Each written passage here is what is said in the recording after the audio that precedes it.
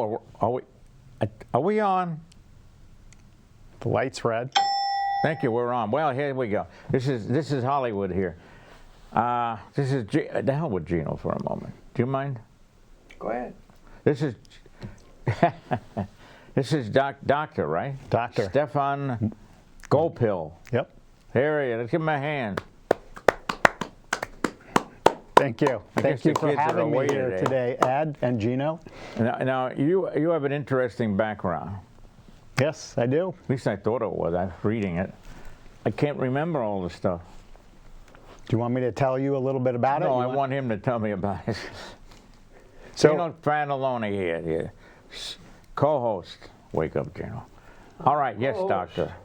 Well, co-host. So Gino actually invited me to meet with you and talk to you today about lifestyle medicine. So if you guys want to go ahead and put up my slides, I'll introduce myself. And as we already learned, Ed, you were like, what the heck is lifestyle medicine? What's DO? Doctor of something? Doctor of Osteopathic Medicine. So there are two types of physicians in the United States. There are MDs and DOs, and for many, many years now, their training is exactly the equivalent. There's statistics that show that in the next 20 years, actually 1 in 5 doctors is going to be a DO because they're the largest growing medical schools in the United States. Now you have a PhD. Is that where the doctor comes from? That's a stupid question. No, so you could double doctor the DO. me. The DO is a doctor, so I am a physician. I'm board certified in family medicine and lifestyle medicine, and I also have a PhD that I got before I was a physician, which is a doctorate as well, and that was in biomedical sciences, where I was studying the genetics of aging. Could you show him the door, please? He's too educated. Get out of here. How many years of school? I joke that if you include like primary school and all of that, I was probably studying for 35 years now. Sicko, yeah, we got a sicko. So if you want to switch to the next slide. So I've been practicing. So being a physician was my second career. I did residency at UMass, where I became board certified in family medicine. Then we moved here to Westford, where I've been practicing primary care, both at Maynard with Emerson and then Mass General Brigham here in Westford. Where's your office? So my office currently, yep, that's what I was about to get to, Gino. There is an order to my madness usually sometimes. What does that say on it? So I recently, in the last year, I have opened my own practice. This is a concierge type, small practice, affordable practice though for anyone that allows me to give more time to spend with patients. And so the name of my practice is Extended Health Spans. And for those of you who are familiar with the Circle Health building over in Westford, that's where I'm my office is embedded, so I see patients urgent care. Well, there's a lot of things there. I'm not working in the urgent care anymore. So there's an urgent care, there's a primary care, there is an OBGYN, actually there's another new primary care and a pediatric, and there's also an acupuncturist wellness center who's a friend of our family who I sublet an office from. So that's where I see patients privately, in person on Wednesdays at my practice Extended Health Span. So basically at this point, now that I've been double boarded, so not only am I board certified in family medicine, where I was doing primary care, but I became board certified in lifestyle medicine that I'll tell you about in just a little bit. You should tell them it's opposite. What's that plaza there? With Market Basket. Yeah, it's right across from Market Basket. What's the name of it? I don't know the name of that plaza. Cornerstone. Cornerstone, yes. Anyway, so right across from there. Pretty big building, like you said, with the urgent care, a lot of medical facilities in it, and now one of the first lifestyle and longevity medicine physicians in Westford. If you want to go ahead and flip the slide. You write prescriptions? I can write prescriptions, and that was a perfect lead into this slide. And this is tell it, Philip. This is the slide that I do like to take a few minutes on before I explain to you what lifestyle medicine is. But this sort of encompasses what I'm doing now in my practice at Extended Health Spans. And basically what I'm doing is I've left the traditional corporate style medicine where your PCP only sees you for like 15, 20 minutes, or you don't even get to see your primary care doctor. I'm still working as part of a team. I encourage my patients to have primary care doctors, specialists, even complementary or alternative medicine. We're part of a team to keep patients healthy. And so what I focus on is being able to give time now to the patients. As a concierge practice, I spend a lot of time with the patients, listening to them, being able to get down down to the root cause of their problems and create personalized, evidence-based plans for them. What's that one on top? Longevity? Longevity. We'll get there to in a minute. That's the icing on the top kind of Should have thing. had a bigger base. Well, the big Get base. off the screen, Eric. Let them guess. So the base of the practice is working on preventative medicine, preventing you from having any chronic or diseases. And this is something a primary care doctor often works with you on, but they don't have a lot of time to go into the details of what the most current cancer screens are, or as we know, there's so much disinformation out there about vaccinations that they sometimes can't answer patients' questions. So I can answer patients' questions about preventative medicine so that they can have a good, solid base in their medical plan. Then I institute lifestyle medicine, which we're going to talk about in a little bit today, as my primary mode of intervention. And lifestyle medicine is evidence-based. It's been around for 20 years now. And what it does is it's an intervention that can prevent, treat, and even reverse mild to moderate chronic diseases. At the next level, I am not like one of these alternative medicine or anti-science or naturopaths. Again, those people have their place and my patients use them, but I am evidence-based. So Can I I ask still, you a question? yeah, absolutely. Well, how do you reverse a chronic disease. Yes, thank you. So with lifestyle interventions, like with rigorous changes to diet and exercise, it has been shown that people with diabetes can actually go into remission and therefore no longer have the disease. So at the same time, a lot of my training was as a traditional physician. I still believe in medications. I still implement that into personalized plans. But what I can do is spend the time with patients so they can understand the medication options and they can pick the ones that are right for them. How long is a meeting? I mean, an office Initial meeting with me, so I tend to do a membership-based sort of program because I think it provides continuity of care. And so every year we meet for an hour in person in an in-depth analysis of either their first visit or every year to see how things are going. And then we do follow-ups every 2 to 3 months for 30 minutes, again, longer than most of your physician visits, where we check in on their personalized plan.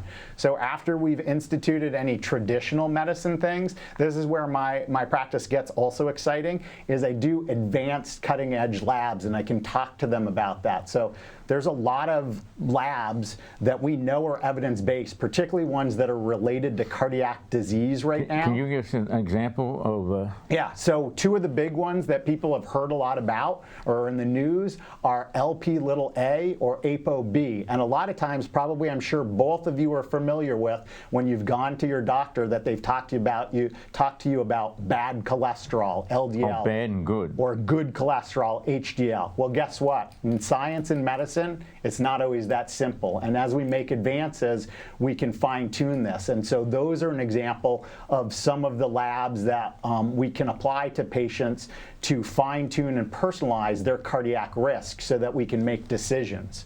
The other cool thing about the advanced labs, and this gets back to my PhD in genomics, is there's a lot of cutting-edge stuff that now is being applicable to humans. It's not just basic science anymore.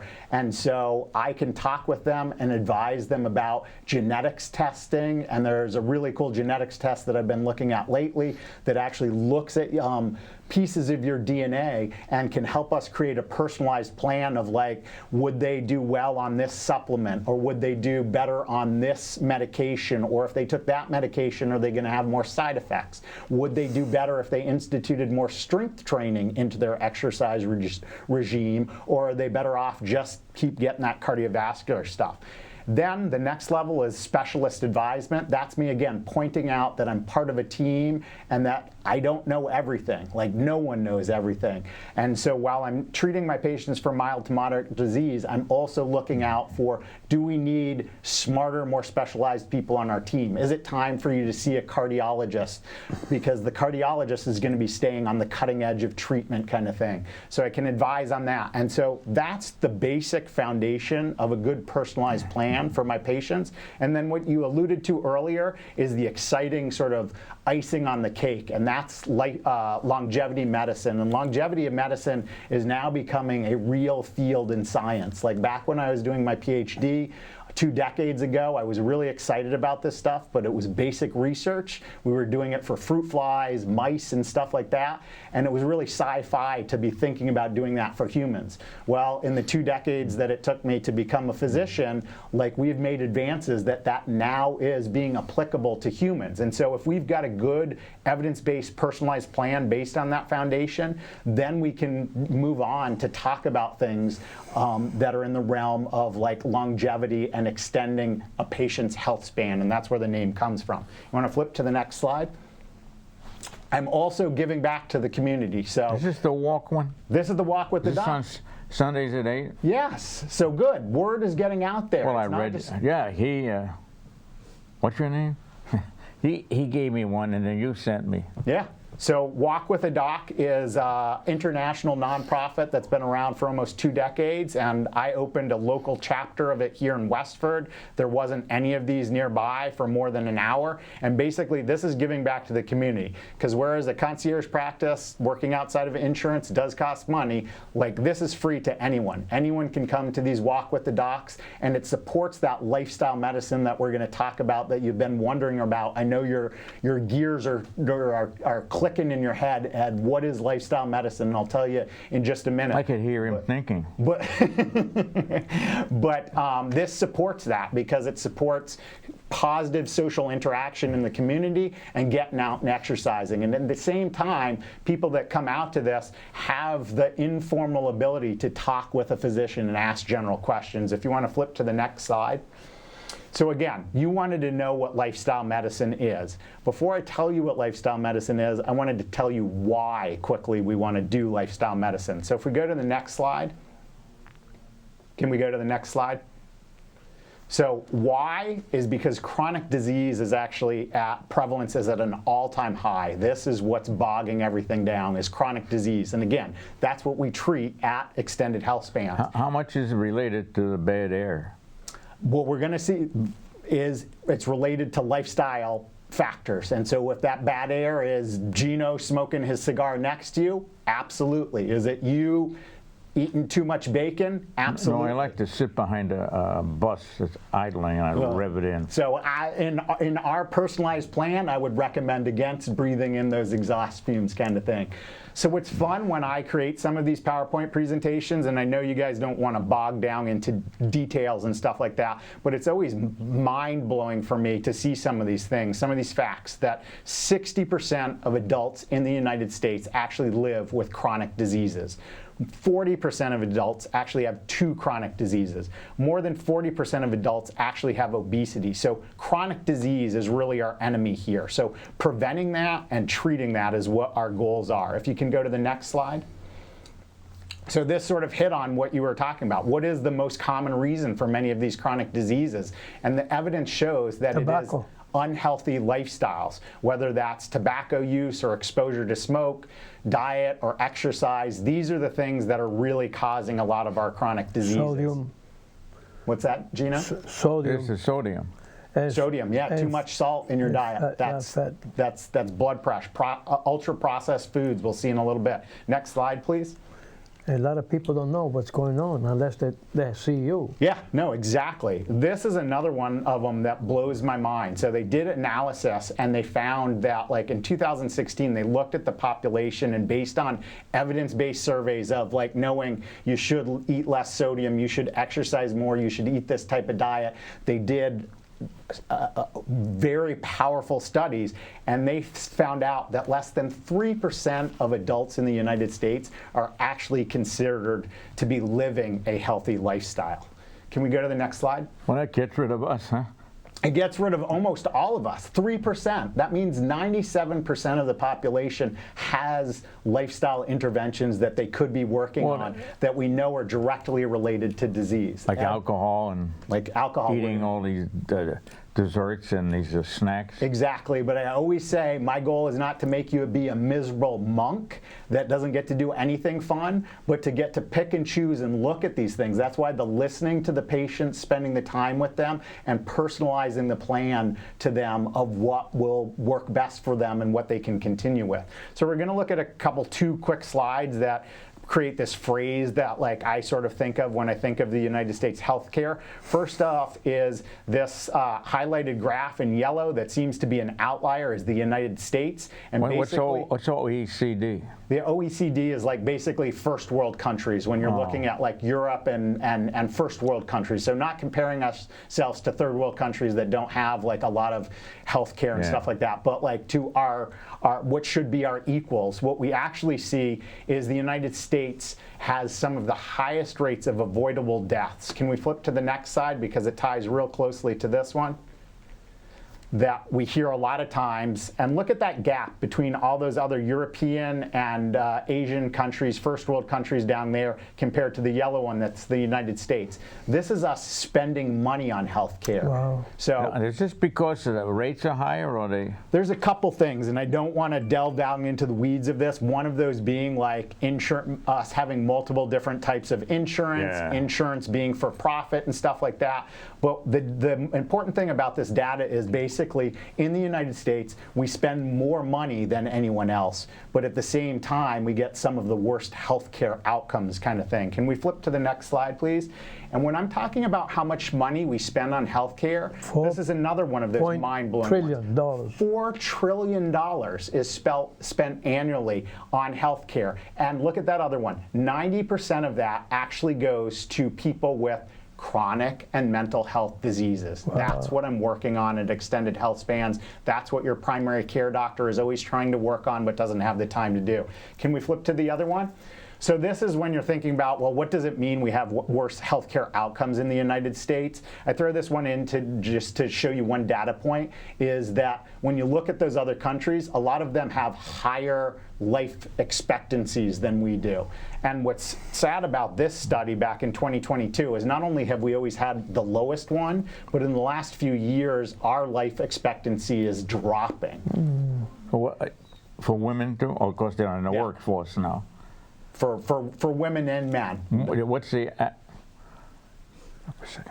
expectancy for men?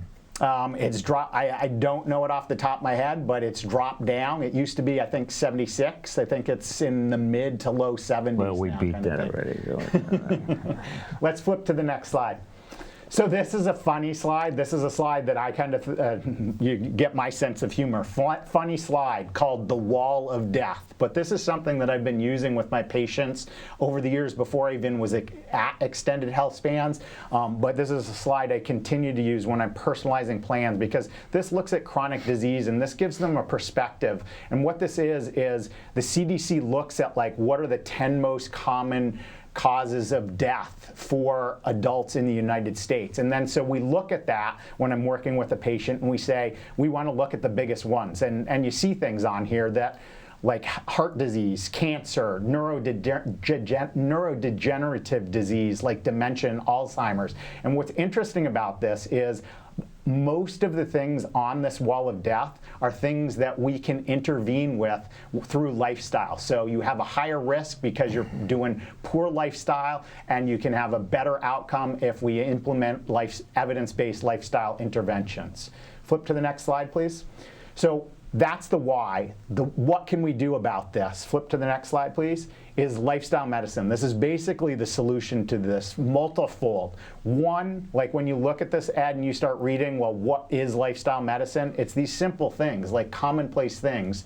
And we'll look at them in a little bit. But this is really the solution that we're trying to implement, and this is twofold. One, it works, it's evidence-based, it reverses and cures and treats chronic disease, but it also is low cost. This is not like these crazy expensive drugs that we have out there. Like these are easy to implement, but what they need is someone to personalize it to you. Can we flip to the next slide? So these are the pillars that like I work on in lifestyle medicine and that we would personalize. So nutrition, that's a key one. Like we were talking about before, too much sodium. So the evidence is overwhelming with this, that we want to eat more of a whole food, plant-based diet, try and minimize meat, particularly cured meats and processed foods and stuff like that. Next slide.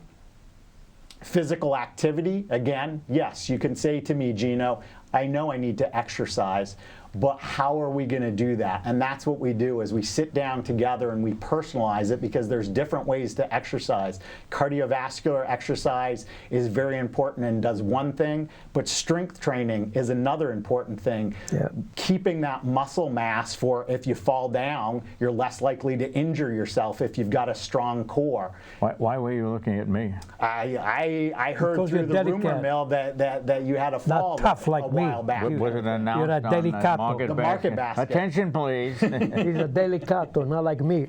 Bang! It's like my daughter's no. So we can personalize this. Next slide. Restorative sleep. So this was one that was always interesting. We have more and more studies that show that restorative sleep at night is where the body really rejuvenates itself. This was always a hard one initially in primary care, because people were like, yeah, great, I want to sleep better. How do we do it? Give me a pill for it. And what we've known for a long time is those sleep pills, those are only meant to be short term. And the problem is most people, their sleep problems are chronic. And we know for a fact that sleep medications, when used chronically, actually worsen your conditions. Yeah. If you work and you exercise, you walk and things like that, when you get tired, you go to sleep, you fall asleep right away. Yeah. Right, at work, too. Yeah. No, that's the important thing. Why- Work-life balance. Yeah, Ed. I lost my thought. Sorry. We'll get back to it in a second. So this is actually a neat one, though, because now that I'm board certified, I've learned more about behavioral things I can do, like what you talked about, Gino. One easy one is if you exercise at a certain time of the day, it's going to boot your sleep habits and help you sleep better, kind of thing. Yeah. Another one, focusing again back that like I practice traditional medicine as well. Like I look in my patients, do they have obstructive sleep apnea? If you're familiar with that, that means you have trouble breathing. Yeah. If you have and trouble, actually stop, right? yeah, you stop breathing. Guess what? If you stop breathing while you're sleeping, you're not sleeping very well. So No. identifying that and getting that treated will help you get restorative sleep. Can we flip to the next slide, please? Stress management. What do you guys want to say about this? I'm sure you want to say something. Oh, no, I don't. No stress at all, right, Gino? This is actually a Wake up. really cool one, because this is the one that first got me into lifestyle medicine. It was actually in medical school when I was doing my GI rotation. The attending talked about like the mind-body connection and how closely the cells that grow into our brain were related to the cells that grow into our GI system, and how there's crossover, that when we're having symptoms in our body, sometimes it manifests itself as mental symptoms, or if we're having anxiety, sometimes it manifests itself as GI systems. Yeah, So- heartburn. yeah, as heartburn, or like those butterflies in the stomach kind of thing. And so that connection is a really strong connection, and we can work on that. Yeah. How much time we have left?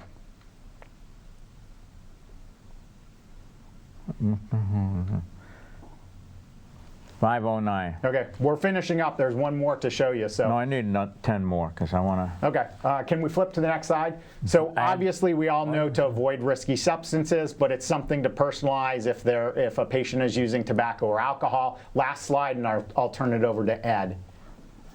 So social connectedness, this brings it back to the walk with the doc kind of thing. But this is one of the last ones that kind of came up on my radar. Being isolated, we always know as doctors, is not good for mental health. It's not good for longevity. But the evidence really supports this. The Surgeon General did a lot of studies into this recently, and he actually labeled us as being in an isolation epidemic.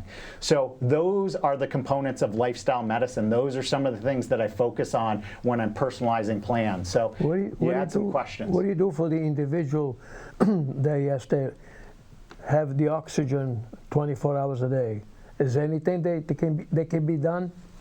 So, I mean, a lot of times when someone has the oxygen for 24 hours a day, it sounds like they have an underlying, a pretty severe, so we talked about mild, moderate, chronic disease. If you're on oxygen, that's a chronic disease state, whether that's COPD or something else. That is where I definitely would want the patient to have a pulmonologist involved. Oftentimes, if it's something like COPD, that's not a reversible disease state, but it is something that we can stabilize through lifestyle interventions. Without oxygen. So generally speaking, they still may need the oxygen, okay. but if you, like, there's a difference between if they just sit on the couch all day breathing that oxygen versus if they are someone that you see that pulls it around on a little cart and is moving around, they're doing a little bit better. And if you're doing a little bit better, trying to do a little bit more exercise, then you might be able to get a point where there are periods where you can come off the oxygen, like when you will be are able to sitting breathe, down, huh? kind of thing. So What does COPD stand for? that is chronic obstructive pulmonary disease. So it's a disease of the lungs where they've become obstructive, and that's why it's generally not a reversible What do you mean, disease. blocked? Obstructive, yeah, like a physically, like they don't take in as much air as they normally would be able to.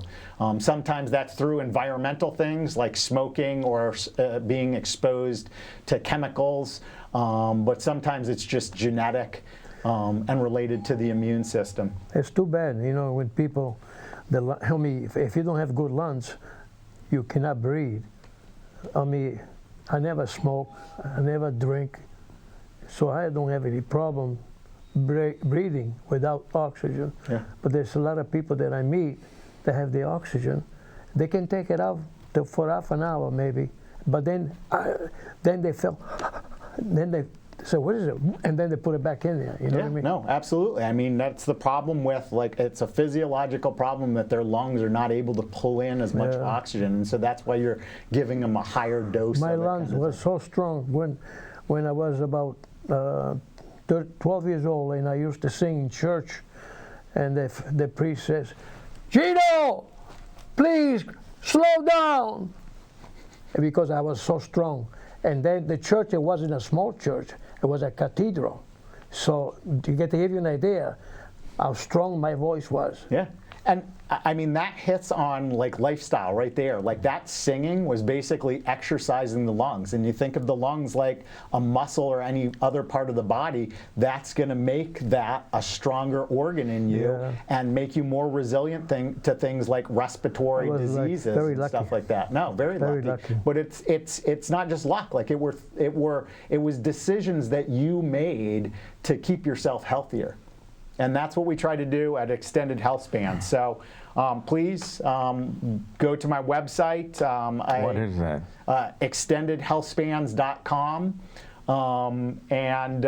I offer free 15-minute consultations to see if the practice is right for them. Same sort of thing. I advertise all the time, all over the place with the free walk with the doc. People can come out to either. Please reach out to me. You guys have any other questions for me? Yeah, I'm going to have you transfer this to Acton TV. Yeah, no. So people will be knowledgeable what you're doing. No, I really appreciate, Ed, you allowing me to be on your show today. I'm sorry if you didn't talk as much as you normally do when I took over. I really appreciate what you're doing for me, Gino, No problem. in trying to get this word out. I'll get you in TV maybe before the weather gets too bad. All right, we have 7 seconds. I want to send, thank you, Doctor. Nice having you here. Come back sometime. Absolutely. And